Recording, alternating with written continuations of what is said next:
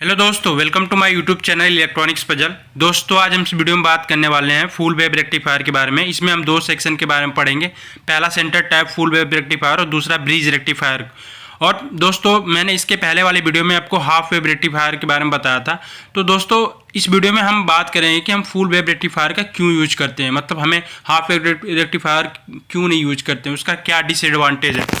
तो मैंने आपको क्या किया था, पहले वाले वीडियो में मैं इस वीडियो का लिंक दे दूंगा आपको, वहाँ से आप देख लेना। पहले वीडियो में मैंने हाफ रेक्टिफायर के बारे में बात किया था। तो इसमें क्या होता है कि जैसे आप एसी सिग्नल देते हो ना, पॉजिटिव नेगेटिव, तो इसमें क्या होता है, जो डायोड होता है ना, सिर्फ पॉजिटिव सिग्नल को आपको पास करता है, जब फॉरवर्ड बायस में काम करता है, मतलब एक ही सिग्नल आपको पास करेगा, ठीक है।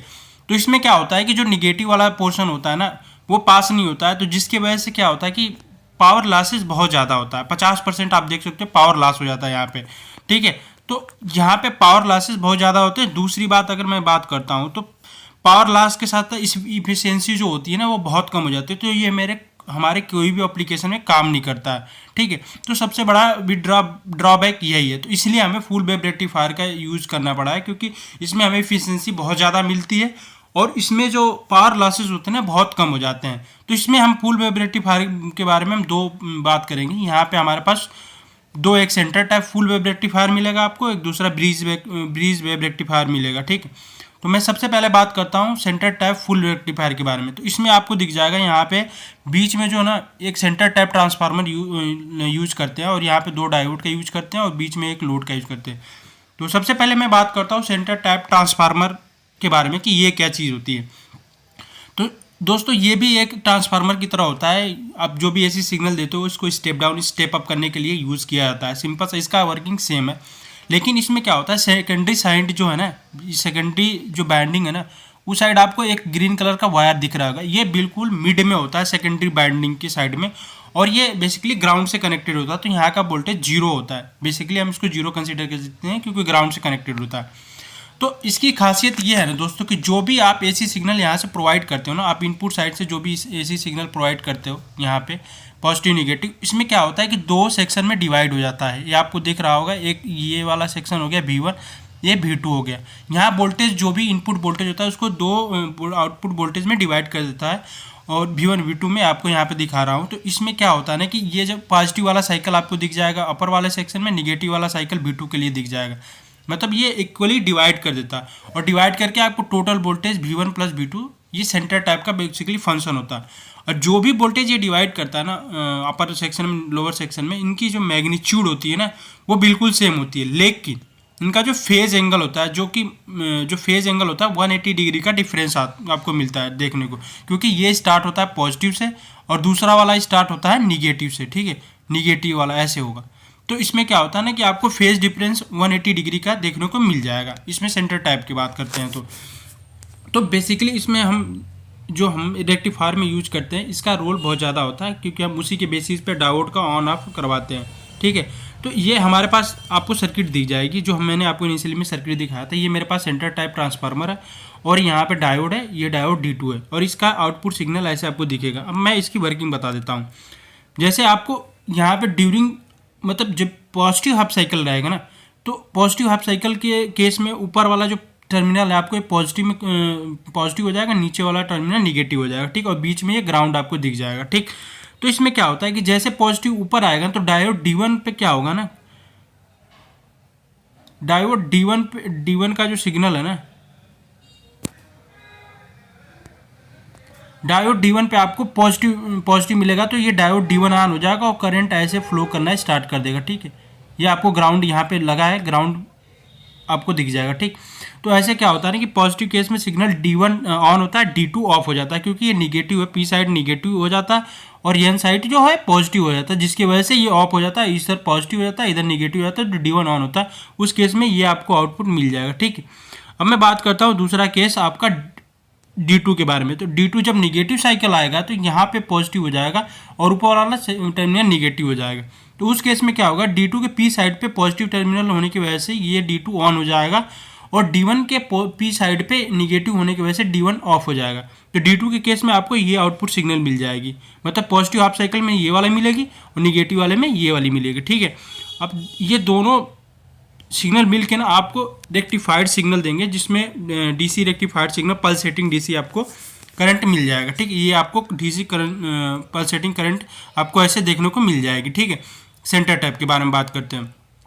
अब दूसरी चीज़ बात करते हैं कि जो हमारे पास रेक्टिफाइड सिग्नल है ना, इसका जो एवरेज डीसी आउटपुट वोल्टेज होता है ना, वो डबल होता है। मतलब अगर मैं हाफ वेव रेक्टिफायर की बात करता हूँ तो उसमें क्या आपको ऐसे हाफ वेव रेक्टिफायर के केस में मैं बात करता हूँ तो आपको ऐसे मिलता है। ठीक है, ऐसे करके ऐसे मिलता है। लेकिन इसमें क्या होता है, रेक्टिफाइड होता है। मतलब इसमें जो रिजल्टेंट आउटपुट होता है ना, उसका एवरेज वैल्यू जो होती है ना, वो हाफ वेव रेक्टिफायर से दोगुनी होती है। मतलब अगर मैं हाफ वेव रेक्टिफायर की बात करूँ तो वी एम बाई पाई होती है। ठीक है, और इसके केस में 2 Vm/पाई होती है। तो इसमें जो है आउटपुट जो होता है ना, काफ़ी ज़्यादा हमें बेहतरीन मिलता है। ठीक है, और इसकी जो VRMS वैल्यू होती है 0.9 टाइम्स होती है, average value 0.9 times of VRMS होती है।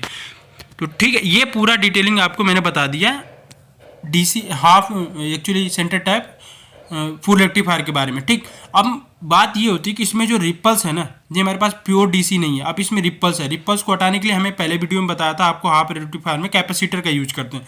तो कैपेसिटर का मैंने यहाँ पे यूज करता हूँ, और यूज करने के बाद आपको ये ना स्मूथ सिग्नल आपको दिख जाएगा। ये स्मूथ सिग्नल आपको मिल जाएगी। ये रिपल्स को रिमूव कर देता है। कैपेसिटर का काम यही होता है। ठीक है, स्मूथिंग सिग्नल हमें रिक्वायर्ड होता है, उसके केस में हम कैपेसिटर का यूज करते हैं। वही सेम वर्किंग है, यहाँ से जाएगा, यहाँ से सिग्नल जाएगा, फिर इसको ग्राउंड मिल जाएगा। ठीक, पॉजिटिव अप साइकिल में, फिर सिमिलरली निगेटिव अप साइकिल में, ऐसे प्रॉपर वर्किंग होगी। ठीक, तो इसमें क्या हुआ आप देख सकते हो, इसका जो इफिशियंसी है ना काफ़ी ज़्यादा बढ़ गया। मतलब निगेटिव साइकिल में भी आपको आउटपुट मिल रहा है, तो पावर लॉसेस आपको बहुत कम मिल रहे हैं। ठीक है, जबकि हाफ वेव में हम बात करते हैं तो ये चीज़ देख रहे हो आपको हाफ वेव में, यहाँ पे मैं आपको दिखा देता हूँ, हाफ वेव में ना बहुत कम आपको आउटपुट मिलेगी। ठीक, तो ये चीज़ इस यहाँ पे हो गया। दूसरा, इसकी इफिशियंसी पहले बहुत ज़्यादा हो गई। ठीक, दूसरा इसका पावर लॉसेस कम हो गया, क्योंकि पावर लॉसेस निगेटिव साइकिल में तो हमें मिल नहीं रहा, तो पूरा का पूरा पावर लॉस 50% हो रहा था। दूसरी बात, इसमें रिपल जो होता है ना, वो रिपल करंट आपको बहुत कम देखने को मिलेगी। हम चाहते हैं कि हमारे आउटपुट में रिपल्स बहुत कम हो, एसी बहुत कम हो। ठीक, अब दोस्तों दिक्कत ये है कि ये जो सेंटर टैप ट्रांसफार्मर होता है ना, बहुत ज़्यादा एक्सपेंसिव होता है और बहुत ज़्यादा स्पेस लेता है। सबसे बड़ी बात ये दिक्कत है। तो स्पेस ज़्यादा एक्सपेंसिव इसलिए होता है कि इसमें सेंटर टैप जो है ना, सेंटर टैप होने की वजह से थोड़ा ज़्यादा एक्सपेंसिव आता है और स्पेस काफ़ी ज़्यादा लेता है, बड़ा साइज़ का होता है। और दूसरी बात ये है कि इसमें और भी लॉसेस ज़्यादा होते जाए, ईडी करंट लॉसेस वगैरह इसमें ज़्यादा होते हैं। तो इसको हम ओवरकम करने के लिए, इस प्रॉब्लम को ओवरकम करने के लिए हम नेक्स्ट जो रेक्टिफायर लेके आते हैं वो ब्रीज रेक्टिफायर होता है, जो कि बिल्कुल सेम आउटपुट देता है और इफिशियंसी बहुत ज़्यादा होती है। ठीक, तो ये मेरे पास एक ब्रिज रेक्टिफायर की सर्किट आपको दिख रही होगी। दूसरा जो है ब्रिज रेक्टिफायर, इसलिए हम ब्रिज रेक्टिफायर का यूज करते हैं, क्योंकि इसमें लॉसेस का सीन और साइज बड़ा नहीं होता और काफ़ी इफिशियंट होता है। ठीक है, तो मैं आपको बताता हूँ इसकी भी वर्किंग मैं बताता हूँ। ठीक है, तो यहाँ पे मैं क्या करता हूँ, इनपुट सिग्नल अप्लाई करता हूँ। ये मेरे पास ट्रांसफार्मर लगे हैं, स्टेप डाउन करने के लिए बेसिकली हम ट्रांसफार्मर का यूज करते हैं। और अब इसकी वर्किंग में ना आपको प्रैक्टिकली करके दिखाता हूँ कि कैसे वर्क करता है। ठीक है, पॉजिटिव हाफ साइकिल में इसमें क्या होता है कि 2 डायोड एक टाइम पे पॉजिटिव हाफ साइकिल में ऑन होते हैं और नेगेटिव हाफ साइकिल में 2 डायोड ऑन होते हैं। ठीक है, तो मैं इसकी पूरी डिटेलिंग ना आपको मैं प्रैक्टिकली करके दिखाता हूँ ये कैसे काम करता है। ठीक है, अभी मैं फुल स्टैट अपना खोलूँगा एप्लीकेशन, मैं उसका लिंक आपको डिस्क्रिप्शन में दे दूंगा, आप वहाँ से देख सकते हो। जब पॉजिटिव हाफ साइकिल ऑन होता है तो ये डायोड D1 D2 ऑन हो जाते हैं। जब निगेटिव साइकिल होता है तो डायोड D3 D4 ऑन हो जाते हैं। ठीक, तो मैं इसको यहाँ पे डिस्कस करने के बजाय मैं आपको अपने फुल स्टेट सॉफ्टवेयर पे ले चलता हूँ, वहाँ पे आपको डिटेलिंग करके दिखाता हूँ कि ये कैसे काम कर रहा है। ठीक, तो ये मैंने पहले से ही सर्किट बना के रखा है, तो आपको मैं दिखाता हूँ पूरी डिटेलिंग में कि कैसे कैसे काम कर रहा है। ठीक, तो मैं सबसे पहले बात करता हूँ, मैंने ये 40 हर्ट्ज का सिग्नल ले लिया, जिसका 50 वोल्ट मैंने इसका इनपुट ले लिया। ठीक, तो मैं आपको दिखाता हूँ जब ये पॉजिटिव हाफ साइकिल, जब देखो ये पॉजिटिव ऊपर सेक्शन रहेगा ना, तो डायोड D1 और D2 ऐसे जा रहे हैं, डायोड D1 D2 ऑन होके ऐसे आ रहे हैं। ठीक है, देख सकते हो आप डायोड D1 D2 ऑन हो रहे हैं जब ये पॉजिटिव हाफ साइकिल होता है। ठीक, डायोड यहाँ पे आप देख सकते हो, मैं यहाँ पे कर्सर लेके जाता हूँ, यहाँ पे कर्सर आपको लेके गया था मैं यहाँ पे, तो वो डायोड D1 ऑन हो, डायोड D1 D2 ऑन हो। अब निगेटिव साइकिल की मैं बात करता हूँ, यहाँ पे मैं निगेटिव साइकिल यहाँ पे देख सकते हो आप, यहाँ पे इनपुट है। ये निगेटिव हाफ साइकिल में क्या होता है, ये सिग्नल ऐसे जा रहा है, ऐसे जा रहा है, ऐसे जा रहा है, ऐसे जाके जाके जाके जाके ऐसे जाके ऐसे जा रहा है। ठीक है, आप देख सकते हो बिल्कुल प्रॉपर वर्किंग इसकी।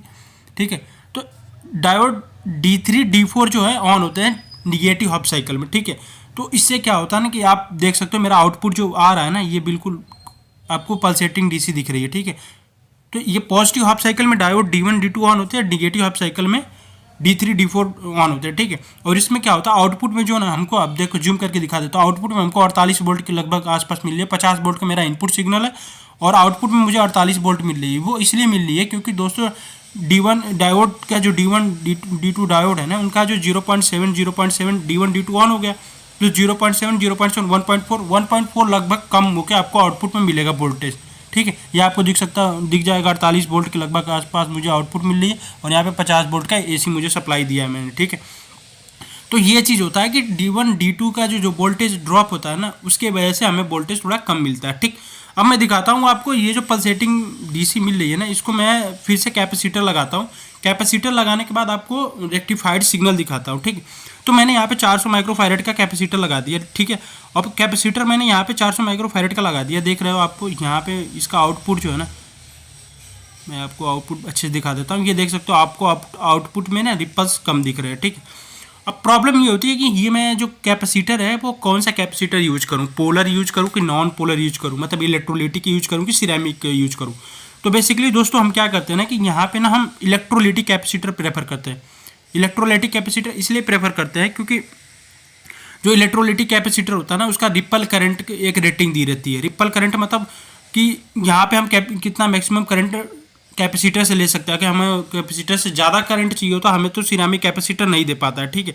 तो उस केस में क्या करता है ना कि हम जो है ना इलेक्ट्रोलिटिक कैपेसिटर के ज़्यादा यूज करते हैं, क्योंकि वो वोल्टेज उसका जो देख रखते हो मैंने बड़ा यहाँ पे कैपेसिटर यूज करते हैं रेक्टिफाइड सिग्नल के बाद, क्योंकि इसका काम इसीलिए होता है कि इसका जो वोल्टेज रेटिंग होता है बहुत ज़्यादा होता है और जल्दी चार्ज होता है, और ये करंट अगर लोड ज़्यादा बढ़ता है तो करंट ये प्रोवाइड कर सकता है उतना, ठीक है। तो इसीलिए हम इलेक्ट्रोलिटिक के कैपेसिटर का यूज करते हैं। यहाँ पे देख सकते हो जो भी आपको रेक्टिफाइड सिग्नल मिलेगी जहाँ पे भी, यहाँ आपको दिख जाएगा कैपेसिटर, इलेक्ट्रोलिटिक कैपेसिटर हम बेसिकली यूज करते हैं, ठीक। हमारे पास बहुत टाइप्स के कैपेसिटर होते हैं, नॉन पोलर, पोलर, लेकिन पोलर जो कैपेसिटर होता है हम हाई फ्रीक्वेंसी AC सिग्नल में यूज करते हैं, लेकिन इलेक्ट्रोलिटिक कैपेसिटर का हम बेसिकली ब्रिज रेक्टिफायर के आउटपुट में यूज करते हैं, क्योंकि इसकी वोल्टेज रेटिंग हम बहुत ज़्यादा रखते हैं कि अगर लोड हम बढ़ाते हैं, अगर करंट ज़्यादा रिक्वायरमेंट होती है तो हमें जो है ना कैपेसिटर वो करंट प्रोवाइड कर देता है, ठीक है। तो बेसिकली इसका रिपल करंट भी हम ज़्यादा रखते हैं ताकि हमारा जो कैपेसिटर वो डैमेज ना हो, ठीक। तो इस बेसिस में हम इलेक्ट्रोलिटिक कैपेसिटर का यूज़ करते हैं। अगर पोलरिटी हम चेंज करते हैं तो ये हमारा कैपेसिटर ऐसे ब्लोन हो जाता है, आप देख सकते हो ऊपर से ये फूल जाता है अगर आप पोलरिटी चेंज कर देते हो, ठीक है। तो लो फ्रीक्वेंसी और हाई वोल्टेज ऑपरेशन के लिए हम इलेक्ट्रोलिटिक कैपेसिटर का यूज़ करते हैं।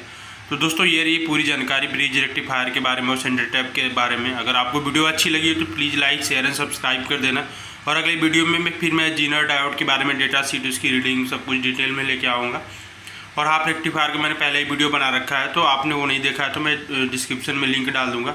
तो thank you so much for watching this video. Channel को सब्सक्राइब कर देना, मैं मज़ेदार वीडियो लेते आऊँगा। Thank you so much.